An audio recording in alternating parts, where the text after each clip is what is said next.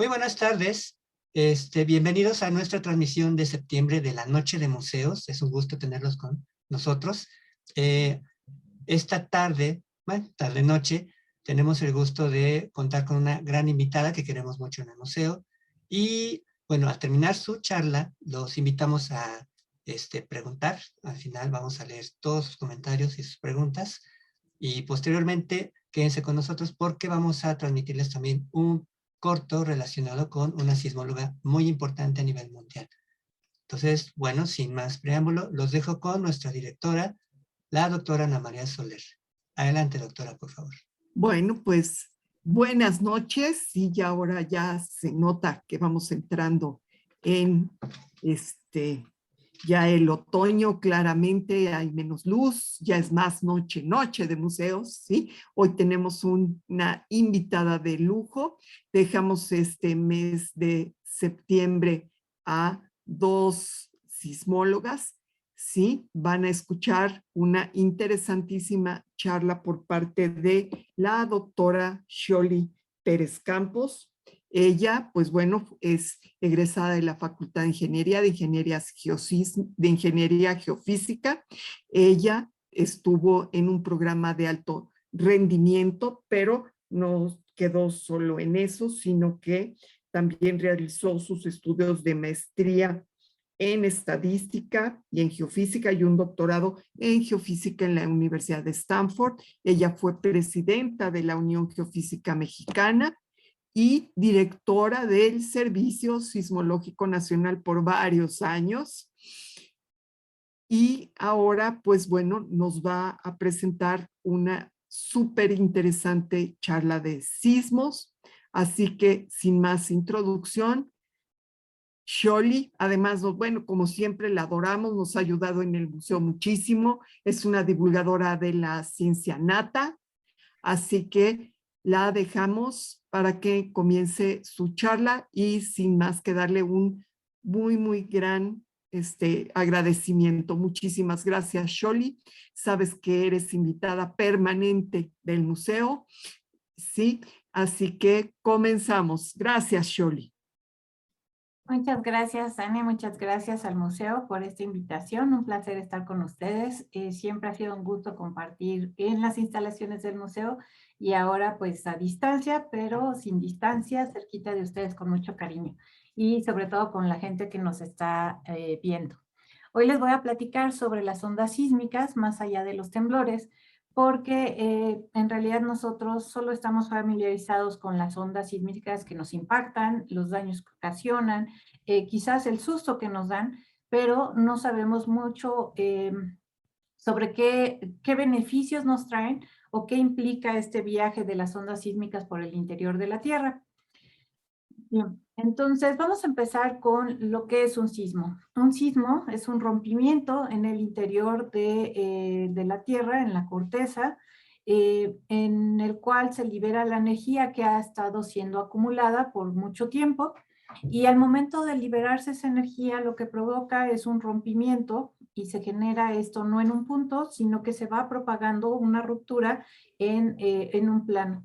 Y este plano se le conoce como el plano de falla. Entonces un sismo no lo vemos como un punto, sino como un plano. Y a partir de ese plano y ese punto en el cual se inició todo, empieza a liberarse esa energía y esa energía no es otra cosa más que las ondas sísmicas propagándose por el interior de la Tierra y entonces van viajando y llegan a la superficie, siguen viajando, llegan a nosotros, dan la vuelta al mundo inclusive. Entonces, si nosotros tenemos en un punto que se origina el temblor, que ya dijimos que es un plano, en un punto, podemos imaginar cómo de forma concéntrica y como grandes esferas se van propagando estas ondas, aunque en realidad no necesariamente es así como esferitas, porque la Tierra es bastante compleja, pero bueno, la podemos idealizar como estas esferas que van creciendo. Y entonces, si nosotros estamos exactamente arriba del foco o hipocentro, a este punto se le llama epicentro, vamos a sentir el movimiento que provocan estas ondas sísmicas al llegar a la superficie mucho más fuerte de lo que lo siente una persona que se encuentra a una distancia más alejada del foco o del epicentro. Por otro lado, pues también podemos pensar que mientras más cerca lo vamos a sentir más fuerte, mientras más lejos lo vamos a sentir más débil. Y lo que les voy a poner ahorita es el sonido de, bueno, más bien dicho, la traducción sonora de un registro sísmico. ¿Qué quiere decir esto? Los sismos no se escuchan. Cuando pasan las ondas sísmicas, estas no generan un sonido que nosotros podamos escuchar. Si llegan a escuchar algo, es porque se movieron cosas o porque hubo otros factores, pero en sí, el paso de las ondas sísmicas, la onda sísmica en sí no provoca un sonido. Nosotros lo registramos en nuestros instrumentos llamados sismómetros y podemos manipular ese registro para llevarlo a una banda audible y que podamos escucharlo. Entonces, si estamos en un lugar cercano, lo escucharíamos fuerte. A ver, no.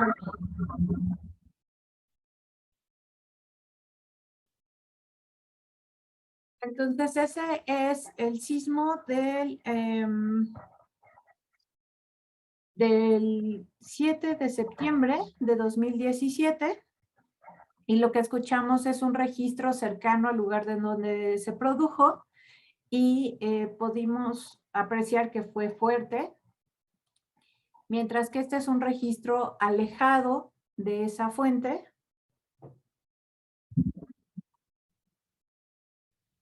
Y ya se escucha mucho más bajito.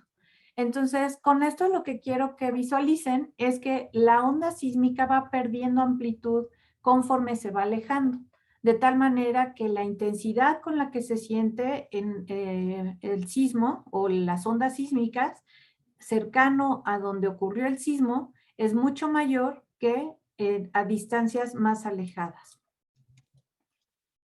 Bien. Entonces, en algún punto en la Tierra, en algún lugar en la Tierra, se genera un sismo y este, como dijimos, empieza a emitir ondas sísmicas. Y son varios tipos de ondas sísmicas. Unas se llaman ondas de cuerpo porque van viajando por el interior de la Tierra y otras se llaman ondas superficiales porque van viajando sobre la superficie de la Tierra. Entonces, en esta animación que ven a la derecha, se ve cómo las ondas van viajando por el interior en estas curvas rojas y azules y vemos cómo van viajando por todo el interior, cruzan el manto, el núcleo, vuelven a cruzar el núcleo, luego salen al manto y son registradas al otro lado del mundo. Mientras que estas amarillas se ve cómo van viajando por la superficie de la Tierra y si esta animación durara lo suficiente, veríamos cómo las ondas dan vueltas y vueltas por la Tierra. Y esto es válido para sismos de magnitud de 5.5 para arriba. Si hoy aquí ahorita ocurriera un sismo de magnitud 5.5, este sería registrado en cualquier sismómetro que estuviera operando en el mundo. No se diga si tuviéramos un sismo de magnitud 7 u 8 o 9 como el de Japón, esos sismos son registrados en todo el mundo. Aquí lo que vemos es un frente de onda que ya viajó, ya llegó al otro lado de la Tierra, se reflejó y está regresando nuevamente por el interior de la Tierra y va a llegar al lugar donde se originó. Lo otro que pueden ver son los colores rojo, azul y amarillo, eran las ondas superficiales. Si se dan cuenta, los rojos van mucho más rápido, son las ondas P, que viajan más veloz, y las curvas azules corresponden a ondas S, y estas viajan mucho más lento que las ondas P, y las más lentas son las superficiales, y estas viajan muchísimo más lento que las P y las S.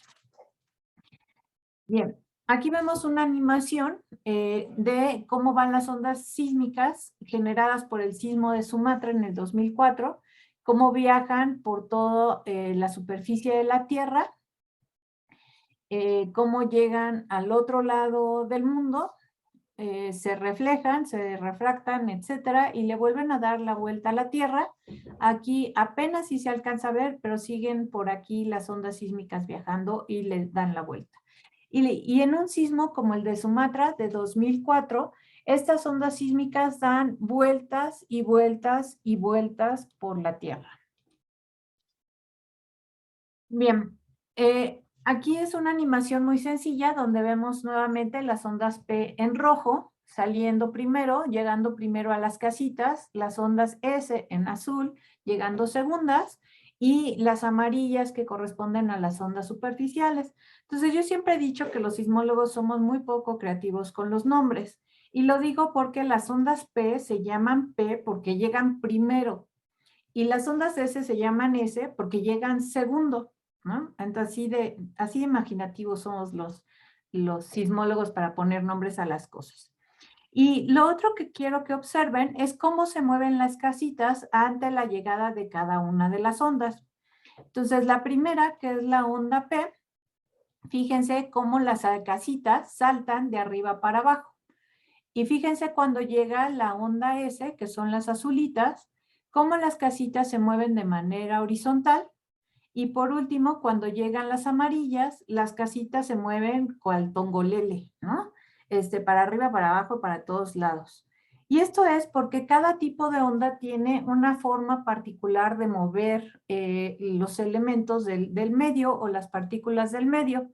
Y entonces todos hemos escuchado que si los sismos fueron trepidatorios u oscilatorios. En realidad lo que estamos viendo es que las ondas sísmicas, algunas van a provocar movimientos que les llamamos en México trepidatorios, que son estos movimientos verticales, y otros tipos de ondas van a producir primordialmente movimientos horizontales, que les llamamos o los conocemos como oscilatorios solo en México, y otras ondas pues tienen movimientos más complicados. Entonces, en realidad los sismos no son oscilatorios ni trepidatorios, sino que todos los sismos van a generar ondas de cuerpo P y S y ondas superficiales, y van a tener todo tipo de movimientos, tanto horizontales como verticales. Quizás vamos a sentir más uno que otro, y esto dependerá de muchos factores como la distancia, el lugar donde ocurrió el sismo, como si me encuentro en la planta baja o una planta más alta. Bien, entonces vamos a ver cómo se mueven cada uno de los tipos de ondas.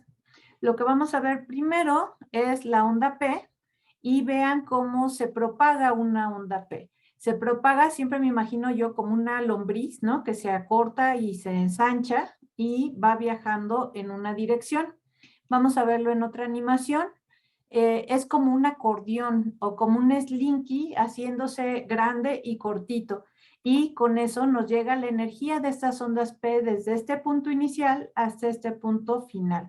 Lo que decimos nosotros es que la propagación de estas ondas y el movimiento que provocan estas ondas es en la misma dirección, y eso hace que el material por el que viajan se comprima y se dilate. Entonces, lo que nos pasa cuando nos llega una onda P es que nos empuja de arriba hacia abajo, porque la onda P viene de abajo y hace que el material se suba y se baje, o el suelo se suba y se baje. Ahora, ¿qué pasa con las ondas S? Las ondas S se van a mover de manera perpendicular a la dirección en la que se propaga el material o la onda. Entonces, si ven, la onda se está propagando en esta dirección, de arriba a la izquierda, abajo a la derecha, pero el material lo mueve de arriba hacia abajo, ¿sí? Y podemos pensarlo pues como una viborita o como un slinky, así agitándolo de arriba hacia abajo. Y también lo puede hacer de izquierda a derecha. Ahora aquí lo que vemos es cómo se mueve una onda Rayleigh. Una onda Rayleigh es una onda superficial. Y si se fijan, la onda se propaga en esta dirección de izquierda a derecha y va a mover el material de hacia arriba y hacia abajo y de regreso. Y ese movimiento dibuja una elipse. Y como les decía, nosotros somos muy poco imaginativos, y a ese movimiento de la elipse que se regresa lo conocemos como un movimiento elíptico retrógrado. Elíptico porque se mueve como una elipse, y retrógrado porque se regresa. Y el último tipo de ondas que tenemos son ondas superficiales también, y se llaman ondas de Love. Nada tiene que ver con el amor, es el apellido de la persona que las describió. Y si se fijan, es como una víbora desplazándose hacia el frente, pero moviendo su cuerpo lateralmente. Bien, Ahora que ya vimos cómo se mueven estas ondas, ¿no? Las ondas P en el lado izquierdo que comprimen y dilatan el material, es decir, lo achican, lo acortan y lo hacen que se extienda, les llamamos ondas compresionales por eso. Luego tenemos las ondas S, que lo que hacen es mover el material de manera perpendicular a la dirección en la que se propagan, es decir, en direcciones a 90 grados de la que se propaga, y este movimiento lo llamamos un movimiento cizallante o cortante. Y finalmente tenemos las ondas superficiales que tienen estos movimientos que les llamamos elípticos retrógrados, porque dijimos van avanzando, pero se regresan y forman una elipse, y entonces si nosotros estamos parados aquí arriba, pues sentimos como barco que nos lleva hacia el frente, nos sube y nos regresa, ¿no? Y nos vuelve a bajar. Y esta que sería la onda Love, que si estamos aquí parados, pues sentimos el jaloneo fuerte de un lado hacia otro. Y entonces eso es como lo sentimos, pero nosotros los sismólogos lo vemos en este tipo de registros, en este tipo de diagramas.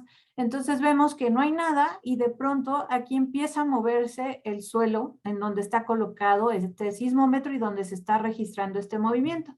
Y lo que vemos es la llegada de la onda P y de la onda S, y por acá vemos la llegada de las ondas superficiales. Ahora resulta que el mundo en el que vivimos no es en una dimensión, no es como el de los Simpsons en 2 dimensiones, sino es que es en tridimensional, ¿no? Como la caricatura de los Simpsons cuando salen en 3 dimensiones y que se ven súper raros, pero así somos nosotros en 3 dimensiones. Y entonces para describir cómo se mueve el suelo, necesitamos describirlo en las 3 direcciones, X, Y y Z. Y los sismólogos lo que hacemos es utilizar la dirección vertical, se correspondería a este registro de hasta arriba, norte-sur, que sería el de en medio, y este-oeste, que sería el de abajo. Entonces usamos nuestros ejes coordenados, nuestras orientaciones geográficas, norte-sur, este-oeste, como 2 de los ejes, y el tercer eje, que sería el vertical. Y entonces sí podemos describir todo el movimiento que estamos sintiendo porque tenemos nuestras 3 componentes en nuestras 3 direcciones de nuestro mundo tridimensional. Y entonces la manera de leer estos registros es en este momento de tiempo, en este instante de tiempo, el suelo se movió mucho hacia arriba, un poquito en la dirección norte y casi nada en la dirección este. Y así me iría segundo por segundo, aunque en realidad estos aparatos registran 100 muestras por segundo, entonces cada centésima de segundo yo podría estarles diciendo la posición del suelo ante el paso de estas ondas sísmicas que se están registrando. Ahora eso es un evento aislado, pero en realidad un sismograma se ve como esto. Este sismograma corresponde al registro en papel del día 19 de septiembre de 1985. Entonces el operador de esta estación, que se ubicaba en Pinotepa Nacional, lo que hizo fue cambiar el registro ese día, y aquí dice las 12:21, pero esta es hora universal. Entonces toca quitarle 5 horas a esto. Entonces, es decir, a las 12 menos 5 son 7, no, perdón, son 6 horas. Entonces, a las 6:21 cambió el registro y vemos cómo pasa una línea, 2 líneas, 3 líneas, 4 líneas. Y aquí donde marca la flecha, inicia el registro del sismo del 19 de septiembre de 1985, que inició a las 7 de la mañana, 17 minutos, hora local en Michoacán.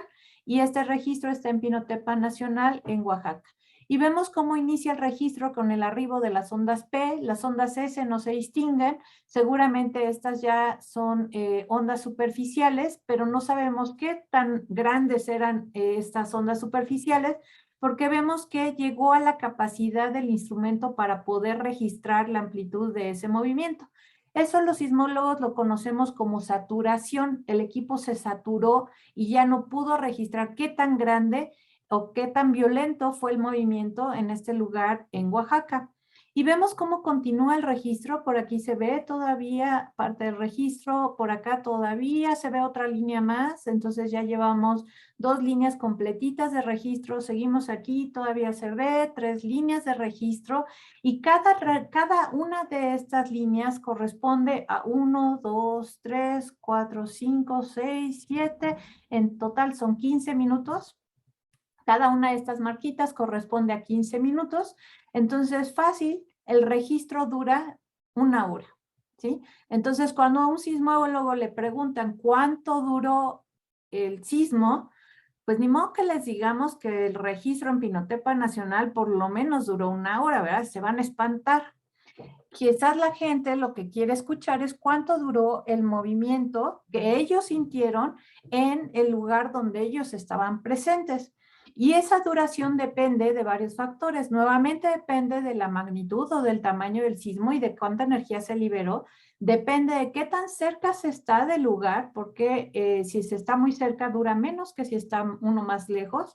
Y también depende de las condiciones locales del suelo. Por ejemplo, en Ciudad de México sabemos que la composición del suelo en la zona que se conoce como del lago, que es la huella que dejaron los antiguos lagos, en esa zona se quedan ondas atrapadas y el movimiento dura mucho más tiempo que lo que dura fuera en lo que se conoce en la zona de lomas, en las zonas altas de la Ciudad de México.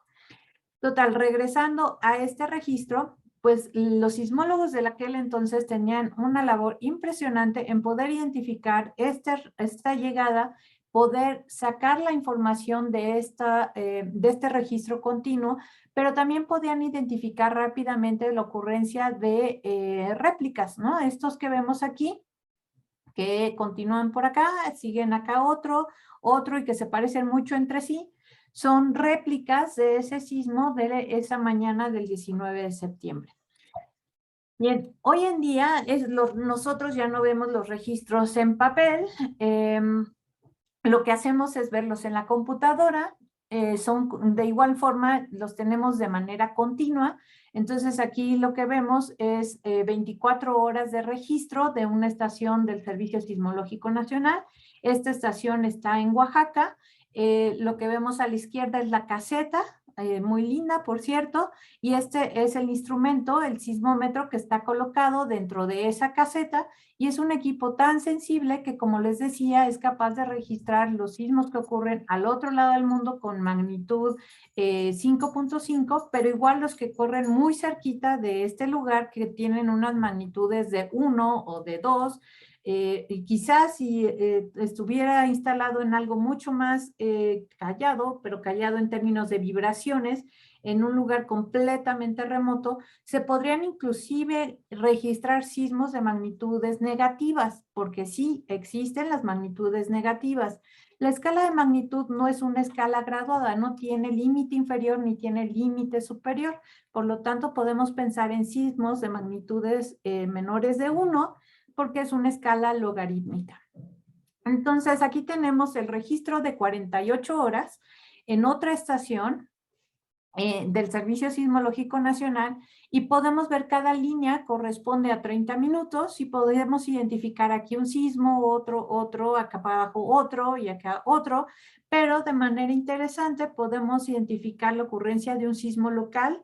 Esta estación se encuentra en Matías Romero, en el centro del istmo de Tehuantepec, y vemos este registro de este sismo que ocurrió el 2 de mayo del año pasado, que tuvo una magnitud de 4.4, y ahí está un registro local.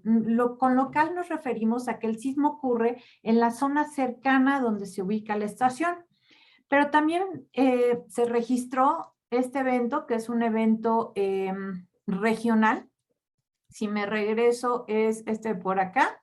Y ese sismo regional ocurrió, ese sí estoy viendo nuevamente el sismo local, nada más que lo estoy viendo de cerca, y entonces ahí puedo identificar fácilmente el arribo de la onda P y el arribo de la onda S.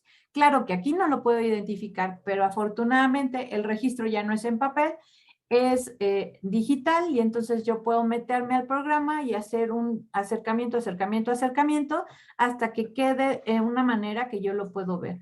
Entonces, si se dan cuenta, el sismo está empezando, el registro está empezando a las 22 horas, 2 minutos, 24 segundos. Y aquí las ondas S llegan aproximadamente 12 segundos después. Aquí no ha pasado ni un minuto de registro y prácticamente ya se está concluyendo ese registro de este sismo de magnitud 4.4. Ahora sí, vámonos con un sismo regional que correspondería a este que está aquí, que no se ve prácticamente porque está encimado por otro sismo que ocurrió de manera lejana. Este sismo regional tuvo una magnitud de 4.1, pero no se ve tan grande como este regional 1, porque es de magnitud un poquito más pequeña, pero también porque se encuentra a una distancia considerable, pero todavía no tan grande, no pasa de los 1000 kilómetros, y entonces se considera que está dentro de la región. Y finalmente tenemos este sismo que aquí está iniciando, y ese sismo se trató de uno que ocurrió al otro, no al otro lado del mundo, pero sí bastante lejos, en Grecia, y que tuvo una magnitud de 6.6, ocurrió igual el 2 de mayo, y lo que vemos es cómo inicia el registro aquí, y todo esto que se ve por varios renglones, ¿no? Si se dan cuenta, llega aquí a las 11:30, en la línea de las 11:30 hora local, y son las 14:30 y todavía sigue llegando ondas correspondientes a ese evento. Ahora, ¿de qué nos sirven estos registros y el poder identificar esas ondas P y esas ondas S? Pues uno, nos sirven para identificar en dónde ocurrió el sismo, en dónde se dio esa ruptura y esa liberación de energía. Entonces, lo que hacemos los sismólogos es ubicar tengo una estación, este es su registro, tengo una estación en Tepic, en Quintana Roo, es STEIG, identifico dónde está la llegada de la onda P, identifico dónde está la llegada de la onda S, la diferencia en tiempo de esa llegada está relacionada con la distancia que viajaron estas ondas sísmicas, y entonces yo puedo trazar un círculo, una circunferencia con centro en esa estación, y en algún punto en esa circunferencia habrá ocurrido el sismo. Uso una segunda estación, uso esta que se ubica en la isla Socorro, en el archipiélago de Revillagigedo.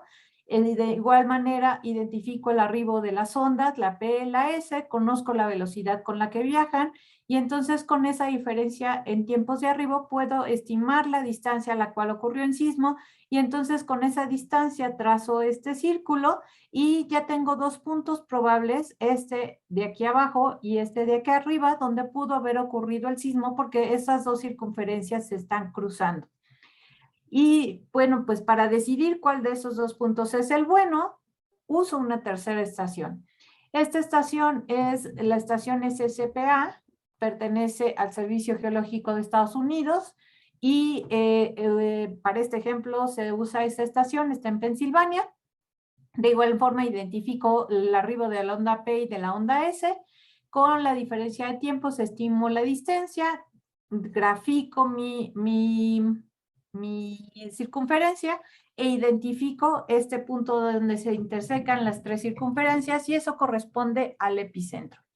Pues no lo van a creer, pero hasta hace unos cuantos años, les estoy hablando de unos 35, 40 años, todavía se hacía de esta manera la localización de los sismos, de manera gráfica. Había un lecturista, así se llamaba, quien identificaba o leía, por eso se llamaba lecturista, el arribo de las ondas P y las ondas S en todos los registros en papel del Servicio Sismológico Nacional, y entonces agarraba un compás y lo ponía en un gran mapa y trazaba estas circunferencias, y con eso ubicaba. Y todo esto se llevaba a cabo en la estación central de Tacubaya, que es la localización o donde se encuentra el Museo de Geofísica hoy en día. Bien, entonces volvamos a nuestro sismo. Quedamos que nuestro sismo no era un punto, sino un plano al cual le llamamos falla, y si se dan cuenta, ese plano se está dividiendo al bloque que se está rompiendo, y entonces al bloque de arriba le llamamos bloque de techo, y al bloque que queda abajo de ese plano lo llamamos bloque de piso. Y en un sismo no nada más se rompe el material, sino que también hay un desplazamiento relativo entre los bloques. A mí me gusta imaginarme esto como la ruptura de un hueso. Nosotros, o en geología, se le conoce como fractura si no hay un deslizamiento. Entonces, si lo comparamos con el rompimiento de un hueso, pues es lo que los doctores le llaman una fisura. Hay esa ruptura en el hueso, pero no hay un desplazamiento. Y en cambio, pues una falla implica que no solo se rompió el material, sino que se desplazó uno de los lados, un bloque, con respecto del otro. Y entonces, si piensan en un hueso roto, hubo un desplazamiento de una parte del hueso con respecto a la otra. Y entonces, si nosotros idealizamos esto en un esquema súper simple, llegamos a esta representación donde este plano que tengo aquí es el plano de falla, y nos podemos imaginar que arriba de este está el otro bloque de la falla, y abajo está este que llamamos el bloque de piso. Y entonces nosotros los sismólogos lo que hacemos es, a partir de los registros sísmicos, de los sismogramas, es modelar cómo, en qué orientación está este plano, qué inclinación tuvo este plano, y además qué tanto se deslizó un bloque con respecto al otro. Entonces, no solo identificamos la localización del sismo, sino que también buscamos modelar o identificar cuál fue esta orientación de esta falla, el echado, que es lo que se conoce como la inclinación de esta falla, y qué tanto se deslizó un bloque con respecto a otro. Y para describir ese movimiento, que sería como se ve aquí en estos bloques de abajo a la derecha, lo que vemos es la orientación de esta falla, la inclinación de este plano, y acá vemos el movimiento relativo que hubo entre los planos. Este esquema de bloques corresponde a cómo se movió la falla del sismo del 19 de septiembre de 2017. Y este movimiento entre bloques, nosotros los sismólogos lo representamos con estas pelotitas, que si se fijan, pues parecen pelotas de playa. Y entonces, pues ya se pueden imaginar que con nuestra creatividad con los nombres, pues les llamamos pelotas de playa. Y esta forma y este color de las pelotas de playa, nosotros rápidamente podemos identificar que fue una falla que tuvo una orientación hacia el noroeste y hacia el sureste, y que tuvo una inclinación aproximada de 45 grados, y que hubo un desplazamiento del bloque de arriba, del bloque de techo, se deslizó hacia abajo sobre el bloque de piso. Y si se fijan, esa pelota de playa corresponde a esta que está en la izquierda, y luego vemos otra que corresponde al sismo de 1980 que ocurrió aquí en el estado de Puebla, y este otro de 1999 que también ocurrió en el estado de Puebla. Estos tres sismos, los tres ocurrieron dentro de la placa de Cocos, y tienen características similares en cuanto a los tamaños, es decir, de qué tamaño fue ese plano de falla, en cuanto a los deslizamientos que tuvieron sobre ese plano de falla, es decir, las magnitudes, y también en cuanto a esta forma de moverse de los bloques. Lo otro que hacemos los sismólogos para caracterizar estos sismos a partir de los sismogramas que estamos registrando es sacar estas imágenes. Y a mí estas imágenes me gusta relacionarlas con algo muy, muy cercano a mí, que lo viví, lo experimenté varias veces. No fui una niña muy tranquila, y es con cómo me raspaba yo las rodillas cuando me caía y me deslizaba sobre el asfalto, ¿no? Entonces, una vez sí estuvo un poquito más feo. Y entonces es imaginarme cómo mi rodilla en contacto con el asfalto se deslizaba, y en ese deslizarse había fricción y había rompimiento y había deslizamiento de mi rodilla sobre el asfalto.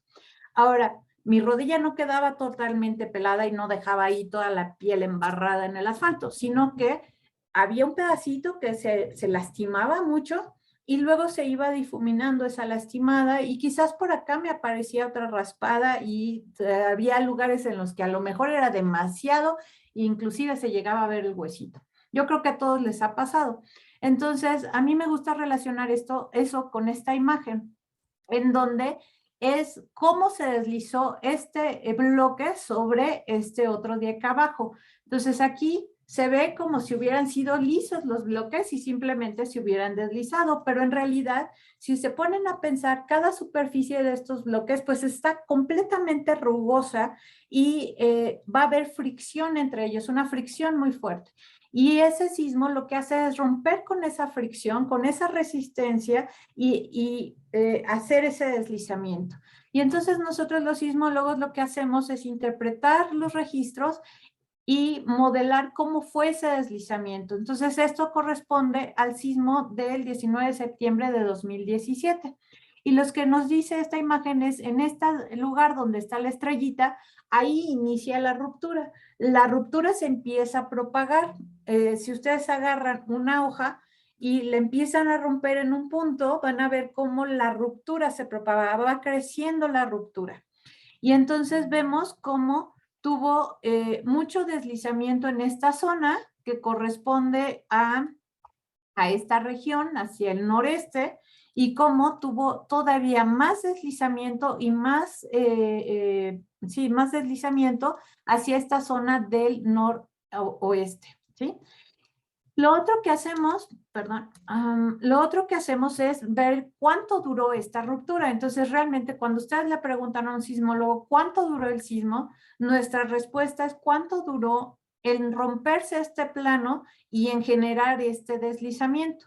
Y entonces, para el caso del sismo del 19 de septiembre, duró esa ruptura aproximadamente unos 15 segundos. Y eso lo vemos en esta función que está aquí a la derecha abajo, ¿sí? Entonces, eso es como nosotros podemos interpretar lo que pasó en ese lugar a 57 kilómetros de profundidad dentro de la placa de Cocos, que corresponde a estas curvas.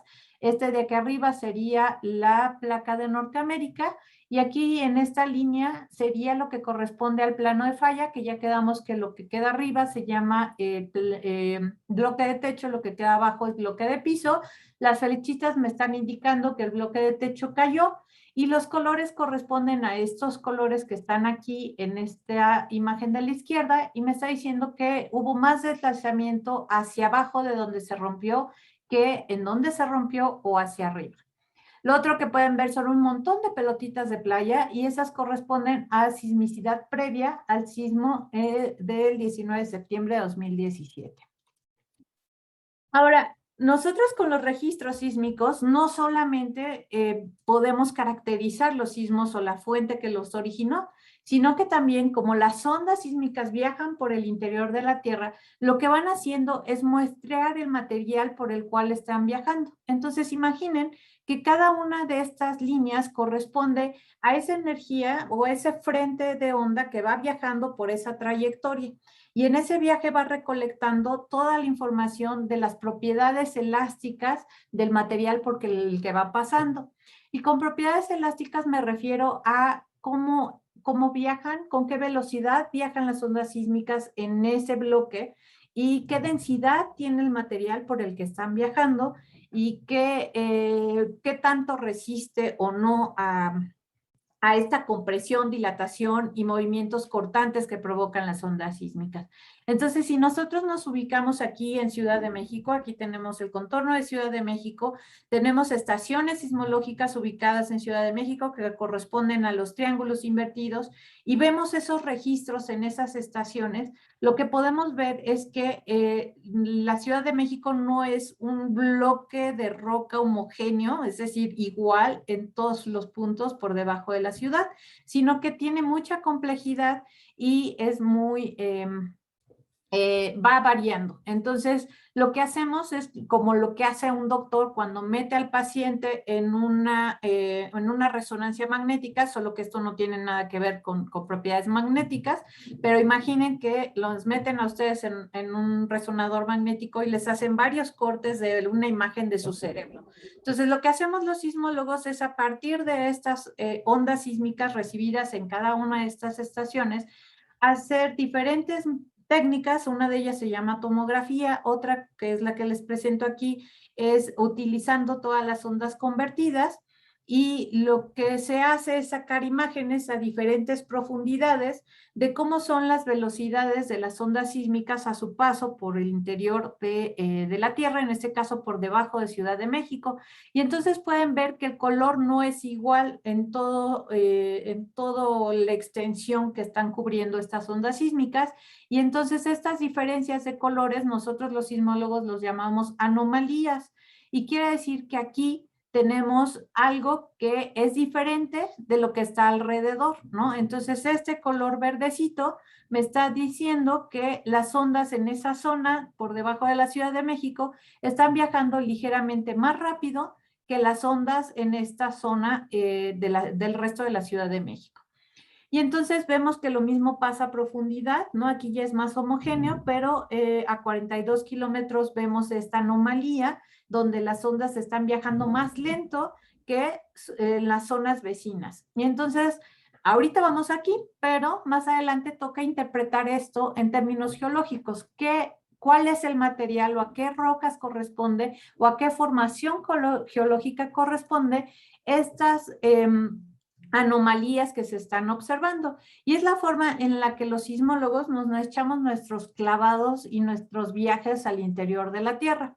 Ahora, esto es solo Ciudad de México, pero ahora lo que les presento es lo que se ha hecho para dilucidar la geometría de la placa de Cocos. Entonces, la placa de Cocos, que es la placa oceánica que se encuentra acá en el Pacífico, se mete por debajo de la placa de Norteamérica, aquí en todo nuestro territorio nacional, bueno, casi todo. Y eso de meterse por debajo lo conocemos como subducción, pero esa subducción no es de un bloque así homogéneo y todo parejito metiéndose por este otro bloque horizontal, ¿no?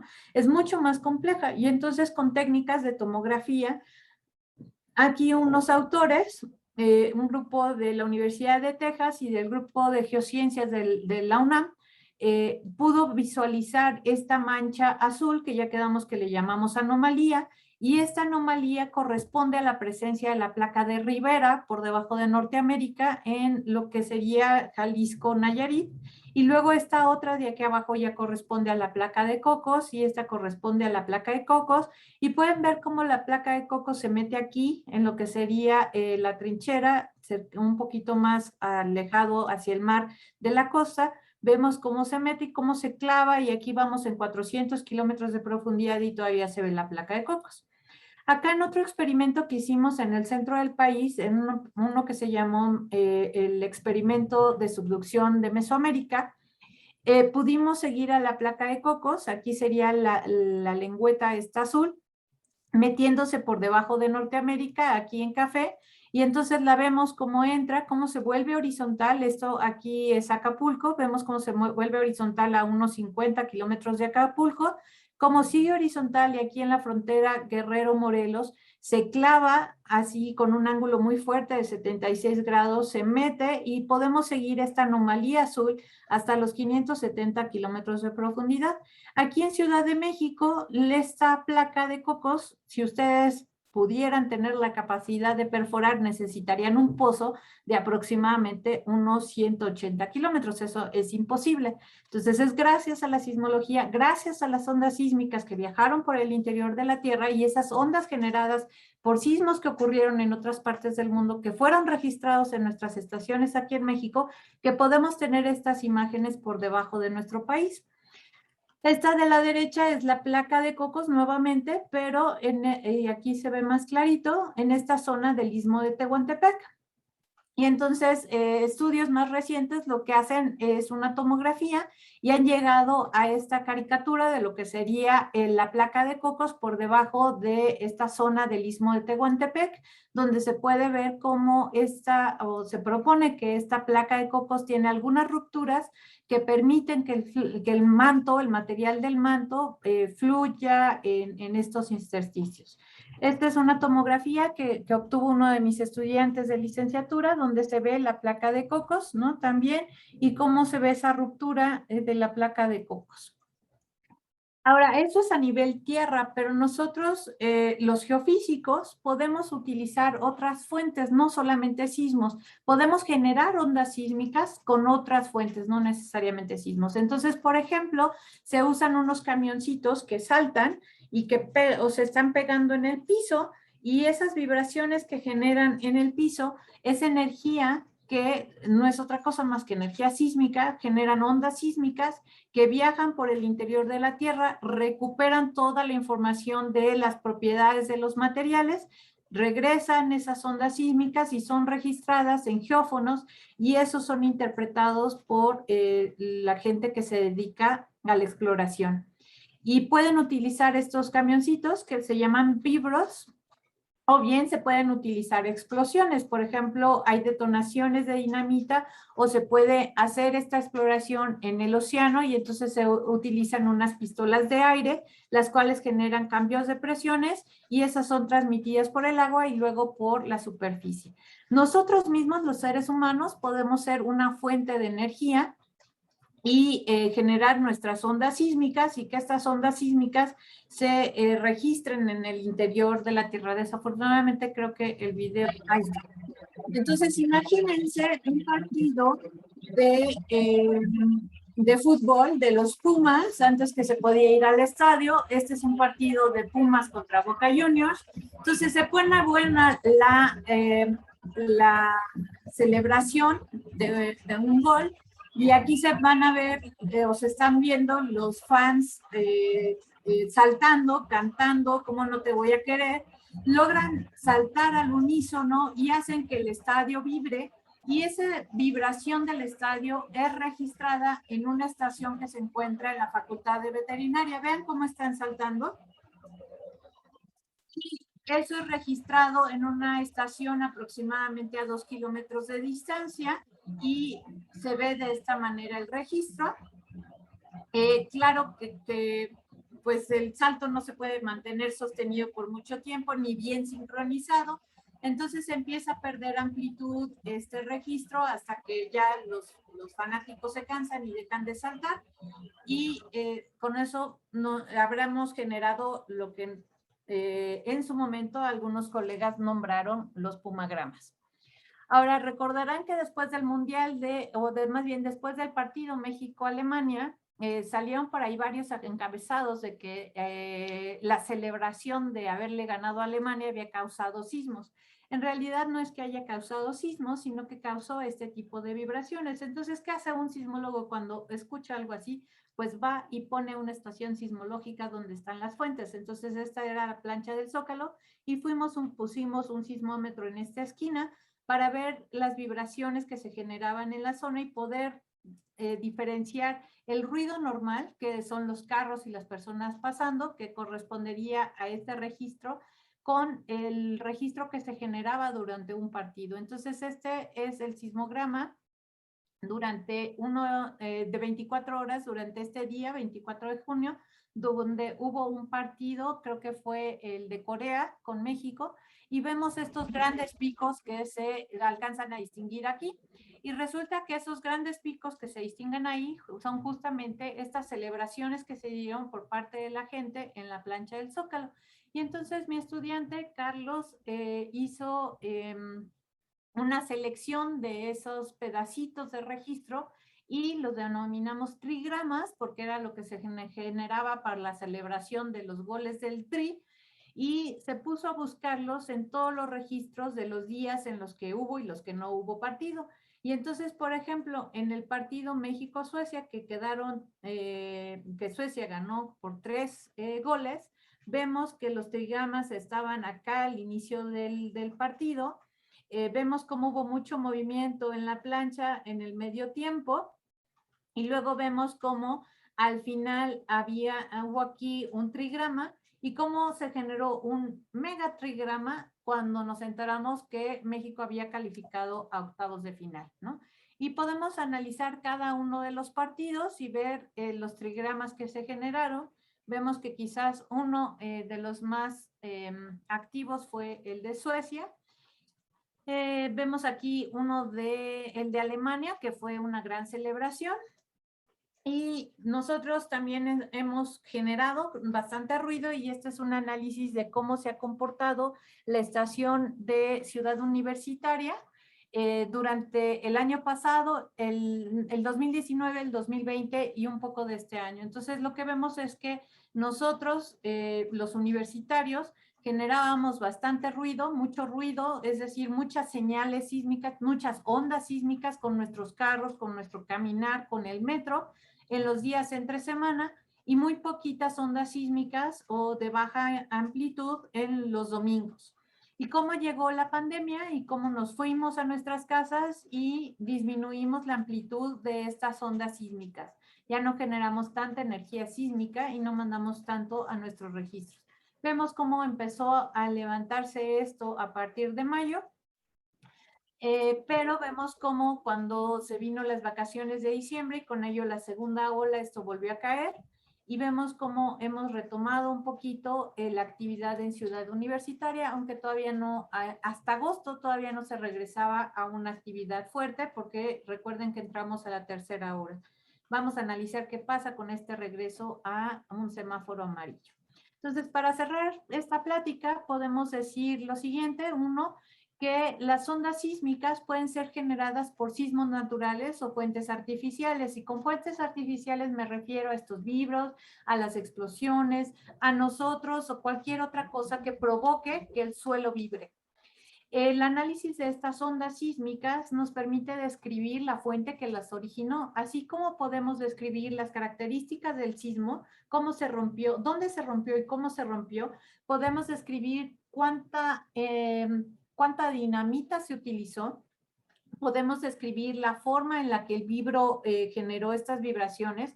Podemos identificar si tenemos mucha gente en las calles o poca gente en las calles. Incluso ya hay técnicas para identificar si se trató de un carro grande o un carro chico. Las ondas sísmicas son ondas elásticas que se van a propagar por el interior y la superficie de la Tierra. Y en esta propagación o en ese viaje que se avienta, nos van a traer todos los datos posibles de la composición de los materiales en términos de cómo se comportan elásticamente. Es decir, nos van a hablar de su densidad, nos van a hablar de con qué velocidad viajan las ondas, de cuál es su capacidad de comprimirse y expandirse y cuál es su resistencia a moverse en forma de cizalla. Y con eso nos estarán revelando mucho de cómo es el interior de la Tierra y seguiremos aprendiendo sobre ella. Y con eso les agradezco muchísimo su atención y quedo atenta a sus preguntas y comentarios.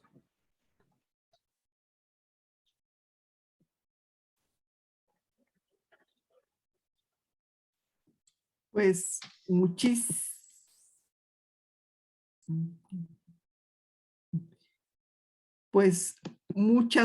gracias, Sholi. Muy interesante ver, pues sí, como decimos, todos los hechos generan ondas sísmicas para estudiar, o sea, ver también el nivel de ruido que generamos los humanos nos va a permitir hacer pues nuevos estudios, o sea, nuevos filtros también para nuestras señales, sobre todo.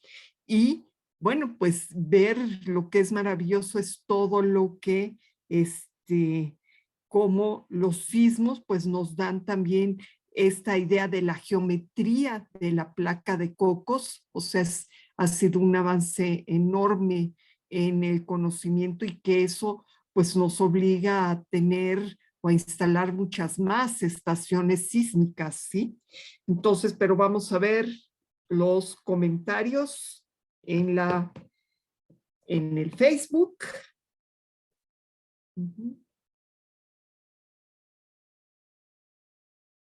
Manuel. Ok. Ya vi, o sea, bueno, pregunta sí, si va a quedar grabada. Pues sí, sí va a quedar grabada la charla. Te felicitan, excelente charla. Dice, ¿qué aplicaciones cree usted que tiene el estudio del ruido ambiental?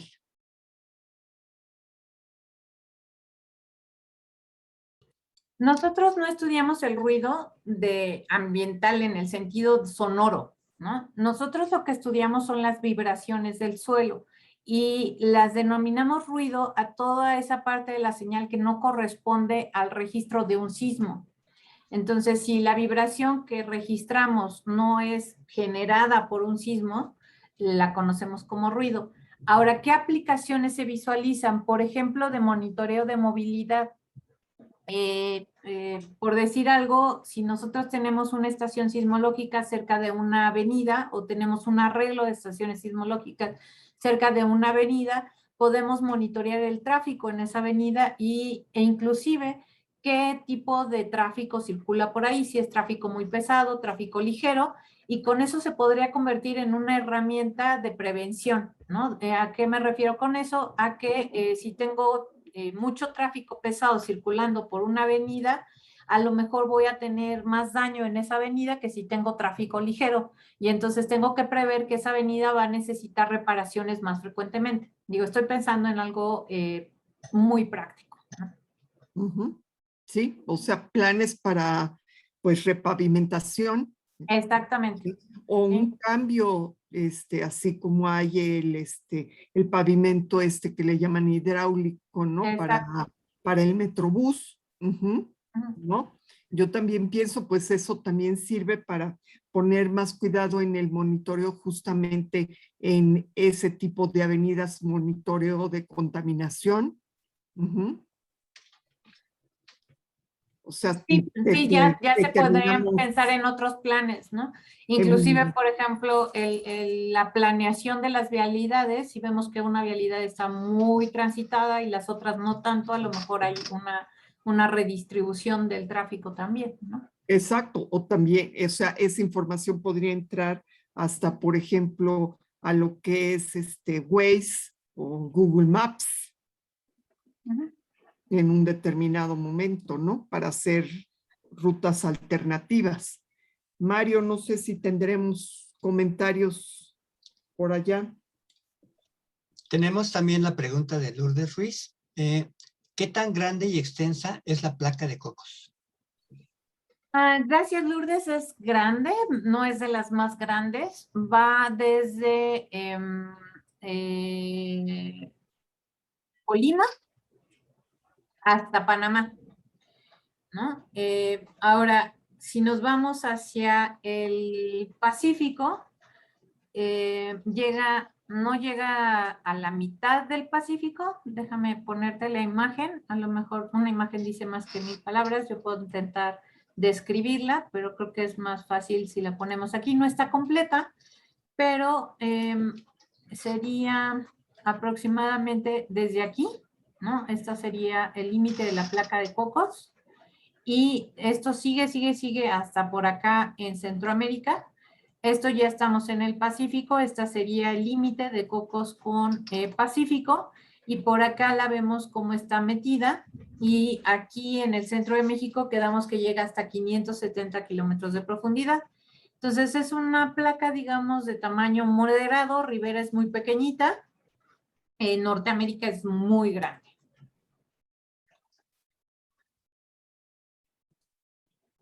Sí, también comenta Mario, pues registros de huracanes, ¿no? Sí, por supuesto. El análisis del ruido sísmico también permite el monitoreo de huracanes o de otros fenómenos meteorológicos. ¿Por qué? Porque estos fenómenos provocan cambios de presión, provocan vientos, los vientos mueven árboles, estructuras, y eso afecta o genera vibraciones en el interior de la Tierra, y entonces se puede registrar en los sismómetros. También modifica la frecuencia del oleaje, y eso también se puede registrar en los sismómetros. Efectivamente, los sismómetros antiguos, como el que se tenía en la estación central de Tacubaya, ya era capaz de registrar el paso de los huracanes en el Golfo o en el Pacífico, porque ese cambio en la frecuencia del oleaje se puede observar en los registros sísmicos. Gracias. Nos pregunta Margarita Estela, que bueno, te mandan muchos saludos desde Oaxaca, la capital de los sismos, y te dan las gracias por tu aportación. Iván Granados también comenta que también se pueden hacer tomografías sísmicas con el ruido sísmico ambiental. Es con el ruido sísmico, no me gusta llamarle ambiental porque luego hay personas que confunden con el ambiente fuera de la tierra, ¿no? Efectivamente, Iván, de hecho creo que tú haces un poquito de eso. El ruido sísmico, lo que algunos sismólogos descubrieron es que si tomaban el registro continuo en 2 estaciones sismológicas, podían simular que una era una fuente y la otra era el sismómetro, y entonces el ruido que había entre esas 2 estaciones, pues al final del día traía la información del material que hay entre esas 2 estaciones, y entonces con esa representación podían hacer una tomografía entre esas 2 estaciones o entre todo un conjunto de estaciones. Entonces hay hoy en día muchos sismólogos que no usan registros de sismos, sino que usan el ruido para conocer el interior de la Tierra y generar estas tomografías que menciona Iván. Muchas gracias. También Elena de la Garza tiene una duda y dice, ¿cómo es que los términos oscilatorio y trepidatorio llegaron hoy en día? Pues mira, la sospecha es que se originó por los reportes que se hacían por parte de los operadores de las estaciones del sismológico. Ellos reportaban la hora del registro, la hora de la llegada de las ondas P, de las ondas S, de las ondas superficiales, de todo lo que ellos pudieran ver, y además reportaban cómo lo sintieron en el lugar donde ellos se encontraban, y entonces ponían oscilatorio o trepidatorio. Y esto se fue popularizando y pues seguramente lo explotaron mucho en el 85, y las generaciones que crecimos con esos informes, pues se nos quedó lo de oscilatorio, trepidatorio y el debate eterno de si el sismo había sido trepidatorio u oscilatorio. Y es muy curioso porque son términos solo usados en México. Alguna vez me tocó un colega peruano que trabajaba en Pasadena, en Los Ángeles, y me dice, oye, ¿qué quiere decir eso de oscilatorio y trepidatorio? Porque eso no se usa en México. Y en una entrevista aquí en Los Ángeles me preguntaron si el sismo había sido oscilatorio o trepidatorio, y yo les dije, pues no sé ni qué es eso, ¿no? Porque son términos que solo se utilizan aquí en México, y espero algún día decir se utilizaban solo aquí en México, y no, realmente no son una característica de los sismos, no es una clasificación de los sismos, sino es una descripción de cómo se percibió el movimiento. Exacto. ¿Alguna otra pregunta que tengan ustedes, chicos? Porque yo ya... No, sería hasta el momento todas las preguntas que tenemos. Tenemos saludos, comentarios, felicitaciones. Muchísimas gracias. Y pues sí, acaba de surgir una última pregunta. ¿Cuál es la diferencia entre magnitud e intensidad de un sismo? Saludos desde Nuevo León. Muchas gracias, Lisbeth Vázquez. Gracias, saludos hasta Nuevo León. La diferencia entre magnitud e intensidad es que magnitud es un reflejo del tamaño de ese plano de falla que comentamos, de cuánto se deslizó en ese plano un bloque con respecto a otro, de cuánta energía se liberó en esa ruptura. Y por otro lado, la intensidad es un reflejo de la violencia con la que se sintió el movimiento. Y entonces la intensidad depende de la distancia en la que nos encontramos del epicentro, así como intenté más o menos mostrarles en una de las primeras láminas, que si estoy cerca se siente fuerte, si estoy lejos se siente más débil, pero también depende de la magnitud, del tamaño, de cuánta energía se liberó, depende de la distancia y también depende de condiciones locales. Por ejemplo, la Ciudad de México tiene unas condiciones locales muy particulares que hace que las ondas cuando lleguen se amplifican en ciertas zonas de la Ciudad de México. Entonces, en un lugar vecino a Ciudad de México, pero condiciones diferentes, las ondas no se sienten tan fuertes como se sienten en estas zonas del lago de Ciudad de México. Entonces, intensidad, violencia de movimiento, magnitud, tamaño de sismo. Muchas gracias. Pues bueno, hay más felicitaciones sobre todo por la charla. Y bueno, pues si ya no tenemos más, pues damos por concluida esta bellísima charla. Te agradecemos de nuevo. Creo que es muy interesante todo lo que nos platicaste, que además pues será de mucho interés. Esta charla queda grabada y se seguirá, la gente la sigue reproduciendo, porque en este programa de Noche de Museos, pues el chiste es de que pueda uno acceder a varios eventos en todos los diferentes museos de México. Y pues muchísimas gracias, Shirley. Muy interesante todo lo que nos platicaste, una visión distinta de la sismología, precisamente, o sea, que no es solo el miedo o cuánto tiempo duró, qué tan grande fue, sino también cómo toda esta información, o sea, los sismos grandes, pues son los que nos permiten conocer el interior de nuestro planeta, que perforando, como mencionabas, pues sería imposible.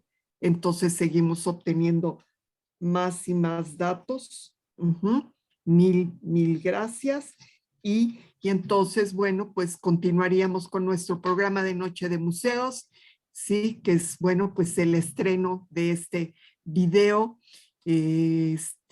elaborado fundamentalmente por Manuel, con la participación. Nuestra protagonista fue justamente una becaria de el museo y también divulgadora de la ciencia.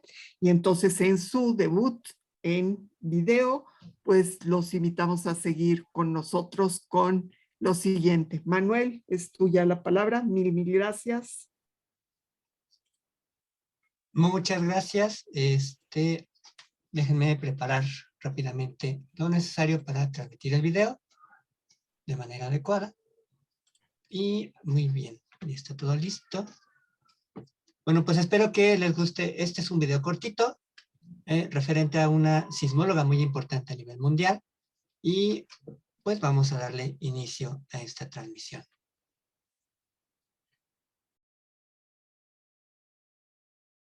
Nací en el barrio de Osterbo, en Dinamarca, Copenhague, el 13 de mayo de 1888. Mis padres eran Alfred Lehmann e Ida Sofie Torsiev. Mi familia era progresista y la ciencia era importante. De hecho, de niña estudié en una escuela mixta, en la que las normas no eran muy estrictas. Los niños y las niñas convivíamos sin distinción de sexo, estudiábamos las mismas materias y participábamos por igual en actividades como el fútbol o la carpintería. Sin embargo, en ocasiones me aburría, puesto que no era un gran reto para mí. Por cierto, uno de mis mayores pasatiempos era escalar montañas. Debí tener 15 o 16 años cuando una mañana de domingo estaba sentada con mi madre y hermana y el suelo comenzó a moverse. La lámpara se balanceaba, era muy extraño. Mi padre vino hacia nosotros y nos dijo, eso fue un sismo. Debió de ocurrir muy lejos porque se sintió suave y me enteré que nunca se encontró su epicentro. En Dinamarca no tiembla mucho, así es que esa fue la única experiencia que tuve con un sismo hasta que 20 años después me convertí en sismóloga. A diferencia de la mayoría de las chicas de mi época, al cumplir 18 años ingresé a la Universidad de Copenhague con el primer lugar en el examen de admisión. Ahí llevaba cursos de matemáticas, química y física. En 1910 fui a la Universidad de Cambridge a estudiar matemáticas. Debido al sobreesfuerzo, enfermé y tuve que regresar a mi país. Mientras me reponía, trabajé como asistente actuarial y en 1918 regresé a la Universidad de Copenhague, donde obtuve mi título de matemáticas en tan solo 2 años. En 1923 comencé a trabajar en la universidad como ayudante del profesor Norlund. Con él aprendí mucho sobre sismología y lo acompañé hasta Groenlandia, donde instalamos estaciones sísmicas con equipos de última generación. Mi gusto por la sismología y el interior del planeta hizo que me inscribiera de nuevo en la universidad para obtener mi maestría en 1928.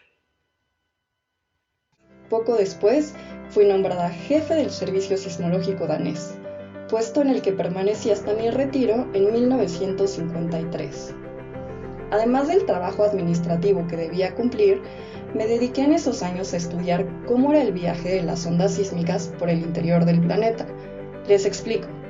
Los sismos producen ondas que viajan por el interior de nuestro planeta. Estas ondas las reciben los sismógrafos en las estaciones sismológicas y estudiamos los sismogramas. Esa era mi pasión, comprender qué ocurre debajo de nuestros pies, y estudiar grandes sismos lejos de Copenhague me permitía estudiar el viaje de las ondas por el interior de una buena parte de la Tierra. Por ejemplo, estudié el sismo de México de 1928 y publiqué mis resultados en 1930. Casualmente, ese mismo año, Copenhague fue abatido por un fuerte sismo que asustó mucho a la población, pero yo lo consideré maravilloso. Tendría muchos nuevos datos. El estudio de los sismos nos ayudó a confirmar que la Tierra tiene capas. Ya en 1906, Oldham había propuesto que la Tierra tenía un gran núcleo líquido y compuesto principalmente de hierro. Él calculó su tamaño de un 40% del radio terrestre. Sin embargo, yo tenía una gran inquietud. Los sismogramas muestran líneas que cambian de tamaño y de forma con el arribo de las ondas sísmicas. Y cuando revisé los sismogramas del sismo de Nueva Zelanda de 1929, se mostraban ondas con tamaños o amplitudes mayores a las que esperaba, y la llegada de algunas ondas era más temprana a lo esperado. ¿Podría acaso ser que la Tierra tuviera un núcleo interno? Continué arduamente con estos estudios, realicé algoritmos y modelos para su solución y llegué a un gran descubrimiento. La aparición de ondas PES en donde no se esperaban se debía a que ellas se habían reflejado y refractado en una frontera, la frontera en el interior del núcleo, donde el núcleo interno de mayor velocidad tenía un radio de 1400 kilómetros. La Tierra tiene un núcleo interno. Estos resultados los publiqué en 1936 con un artículo titulado P'. El símbolo prima se refiere a una reflexión anómala, así que propuse la existencia de un núcleo interno sólido de mayor velocidad, ya que eso explicaba la aceleración de las ondas al cruzarlo y su llegada más temprana. Debido a la complejidad de mis cálculos, me llamaron la maestra de las artes oscuras. Vaya forma de nombrar los cálculos sismológicos, cuando en 1971 me otorgaron la medalla William Bowie, que es la máxima distinción de la Unión Geofísica Americana. Siempre asistí a las reuniones de la Unión Internacional de Geodesia y Geofísica, donde se publicaban las curvas de tiempo de viaje de las ondas sísmicas. En 1951, en una reunión sobre microsismos en el Vaticano, participé con un trabajo donde demostraba la correlación entre microsismos y tormentas. También, uno de mis principales intereses eran los encuentros de teoría geofísica y cómputo, conocida ahora como geofísica matemática, donde asistía junto con Jeffries. También fui la primera presidenta de la Federación Sismológica Europea en 1951. Como les había comentado, me retiré del servicio sismológico danés en 1953. Así, podía dedicarme de lleno a mis investigaciones. Pasé largas temporadas en Canadá y Estados Unidos y propuse una nueva discontinuidad en el manto. Entre los 180 y los 250 kilómetros por debajo de la superficie, que se caracteriza por un súbito incremento en la velocidad de las ondas sísmicas, cuya razón aún no se ha explicado. Mi último artículo lo publiqué a los 99 años y se llamó Sismología en los días de antaño. Hice mi testamento en vida y allí encargué que mi correspondencia fuese quemada al morir. Pero mi colega Eric Hortenberg me convenció de que no lo hiciese, pues él había leído un libro muy interesante sobre Carsten Niebuhr acerca de una expedición a Oriente Medio que no se hubiese podido escribir si su archivo de cartas no se hubiese preservado, por lo que tiempo después dejé ciertos documentos para que fuesen al Archivo Nacional danés. Viví felizmente hasta los 104 años. Y en 2017 se instaló un memorial en mi nombre en mi ciudad natal, mi querida Copenhague.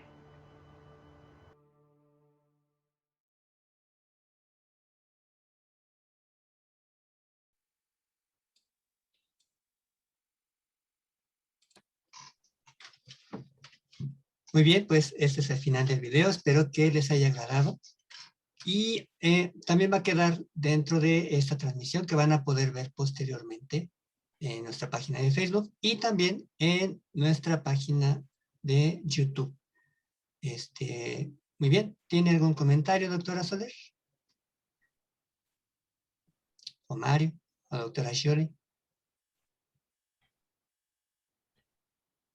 Pues no, bueno, así como comentario, pues no, más que esperemos que después de la pandemia, ahora sí que vieron el video que es parte de nuestro museo, pues también pues luego pues se animen a visitar y conocer en vivo estos aparatos maravillosos que vieron también en el video.